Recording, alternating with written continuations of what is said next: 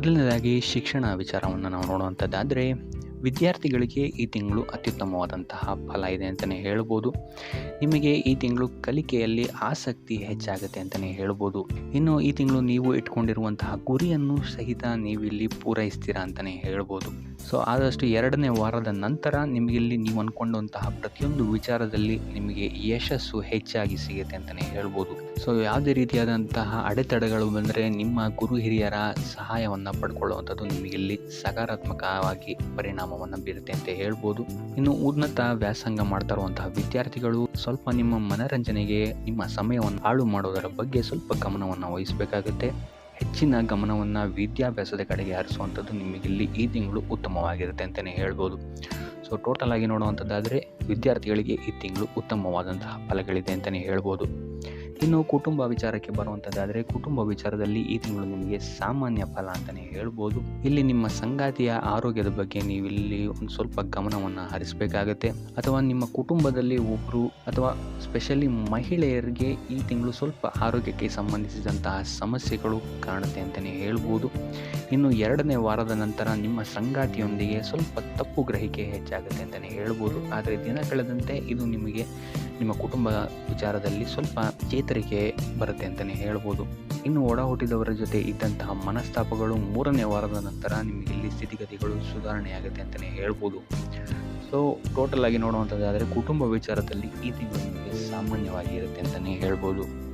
ಇನ್ನು ಆರೋಗ್ಯ ವಿಚಾರಕ್ಕೆ ಬರುವಂಥದ್ದಾದರೆ, ಆರೋಗ್ಯ ವಿಚಾರದಲ್ಲಿ ಈ ತಿಂಗಳು ನಿಮಗೆ ಮಿಶ್ರ ಫಲ ಅಂತಲೇ ಹೇಳ್ಬೋದು. ಕೆಲಸದ ಒತ್ತಡ ಇಲ್ಲಿ ನಿಮಗೆ ಸ್ವಲ್ಪ ಹೆಚ್ಚಾಗುತ್ತೆ ಅಂತಲೇ ಹೇಳ್ಬೋದು. ಸೊ ಇದರಿಂದಾಗಿ ಇಲ್ಲಿ ನಿಮಗೆ ಆರೋಗ್ಯಕ್ಕೆ ಸಂಬಂಧಿಸಿದಂತೆ ಇದು ನಿಮಗೆ ಸ್ವಲ್ಪ ತೊಂದರೆಯನ್ನು ಕೊಡಬಹುದು. ಆದರೆ 2ನೇ ವಾರದ ನಂತರ ನಿಮಗಿಲ್ಲಿ ಸಮಸ್ಯೆಗಳು ಸ್ವಲ್ಪ ಹತೋಟಿಗೆ ಬರುತ್ತೆ ಅಂತಲೇ ಹೇಳ್ಬೋದು. ಸೊ ಆದಷ್ಟು ಈ ತಿಂಗಳು ನೀವು ರಕ್ತ, ಕಣ್ಣು, ಮೂತ್ರಪಿಂಡ, ಚರ್ಮ ಇದಕ್ಕೆ ಸಂಬಂಧಿಸಿದಂತಹ ಸಮಸ್ಯೆಗಳು ನಿಮಗಿಲ್ಲಿ ಸ್ವಲ್ಪ ಬಾಧಿಸ್ಬೋದು ಅಂತಲೇ ಹೇಳ್ಬೋದು.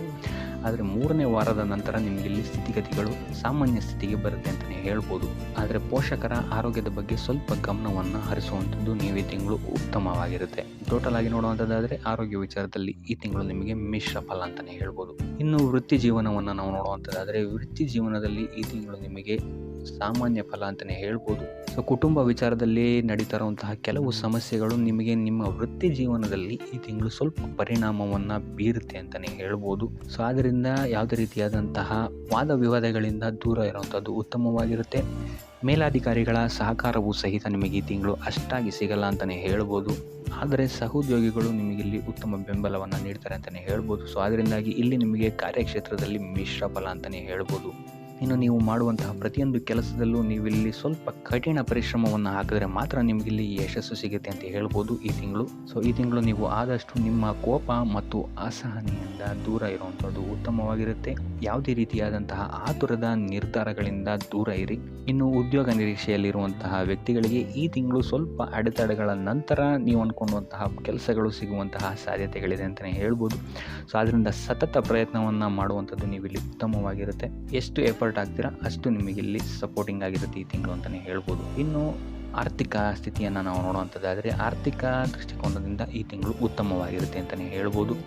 ಸಮಯೋಚಿತ ಹೂಡಿಕೆಗಳಿಂದ ಈ ತಿಂಗಳು ನೀವು ಉತ್ತಮವಾದಂತಹ ಫಲಿತಾಂಶವನ್ನು ಪಡಿತೀರಾ ಅಂತಲೇ ಹೇಳ್ಬೋದು.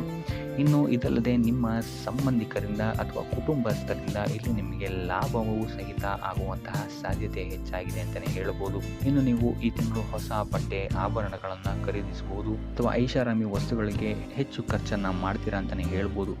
ಇನ್ನು ಇದಲ್ಲದೆ ನೀವೇನಾದರೂ ಈ ತಿಂಗಳು ಸಾಲ ತಗೊಳ್ಳೋಕೆ ಏನಾದರೂ ಅಪ್ಲಿಕೇಶನ್ ಆಗ್ತೀರಾ ಅಂತ ಹೇಳಿದ್ರು ಸಹಿತ ನಿಮಗಿಲ್ಲಿ ಪಾಸಿಟಿವ್ ರಿಸಲ್ಟ್ ಸಿಗುವಂತಹ ಸಾಧ್ಯತೆ ಹೆಚ್ಚಾಗಿದೆ ಅಂತಲೇ ಹೇಳ್ಬೋದು. ಇನ್ನು ಸ್ವಂತ ವ್ಯಾಪಾರ ಉದ್ಯೋಗದಲ್ಲಿರುವಂಥವರಿಗೆ ಈ ತಿಂಗಳು ಲಾಭದಾಯಕರವಾಗಿದೆ ಅಂತಲೇ ಹೇಳ್ಬೋದು. ಆದರೆ ಪಾಲುದಾರಿಕೆ ವಿಷಯದಲ್ಲಿ ಹೆಚ್ಚಿನ ಜಾಗ್ರತೆ ವಹಿಸುವಂಥದ್ದು ಉತ್ತಮವಾಗಿರುತ್ತೆ. ತಪ್ಪು ಗ್ರಹಿಕೆಯಿಂದ ಮುಜುಗರಕ್ಕೊಳಗಾಗುವಂತಹ ಸಾಧ್ಯತೆಗಳು ಹೆಚ್ಚಾಗ್ಬೋದು ಅಂತಲೇ ಹೇಳ್ಬೋದು. ಸೊ ಆದ್ದರಿಂದ ಪಾಲುದಾರಿಕೆಯ ವಿಚಾರಗಳಲ್ಲಿ ಹೆಚ್ಚು ಗಮನ ವಹಿಸುವಂಥದ್ದು ಉತ್ತಮವಾಗಿರುತ್ತೆ. ಇನ್ನು ಇದಲ್ಲದೆ ಹೊಸ ಹೂಡಿಕೆಗಳಲ್ಲೂ ಅಷ್ಟೇ ನೀವು ಸ್ವಲ್ಪ ಎಚ್ಚರಿಕೆ ವಹಿಸುವಂಥದ್ದು ಉತ್ತಮವಾಗಿರುತ್ತೆ. ತಜ್ಞರ ಸಲಹೆ ಮತ್ತು ಸಹಕಾರವನ್ನು ತಗೊಳ್ಳುವಂಥದ್ದು ನಿಮಗಿಲ್ಲಿ ಒಂದು ಸಪೋರ್ಟ್ ನೀಡುತ್ತೆ ಅಂತಲೇ ಹೇಳ್ಬೋದು. ಸೊ ಆದ್ದರಿಂದ ಯಾವುದೇ ರೀತಿಯಾದಂತಹ ಹೂಡಿಕೆಗಳಲ್ಲಿ ಆತುರದ ನಿರ್ಧಾರಗಳನ್ನು ಮಾಡೋಕ್ಕೆ ಹೋಗಬೇಡಿ. ಆದಷ್ಟು ಮುನ್ನೆಚ್ಚರಿಕೆಯನ್ನು ವಹಿಸುವಂಥದ್ದು ನೀವು ಇಲ್ಲಿ ಆರ್ಥಿಕ ದೃಷ್ಟಿಕೋನದಿಂದ ಉತ್ತಮವಾಗಿರುತ್ತೆ ಅಂತಲೇ ಹೇಳ್ಬೋದು.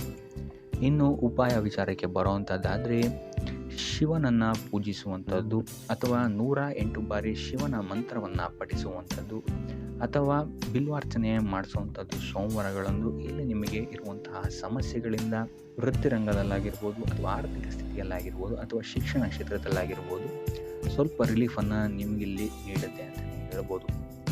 ಸೊ ಇದಾಗಿತ್ತು ಈ ತಿಂಗಳ ನಿಮ್ಮ ರಾಶಿ ಭವಿಷ್ಯ.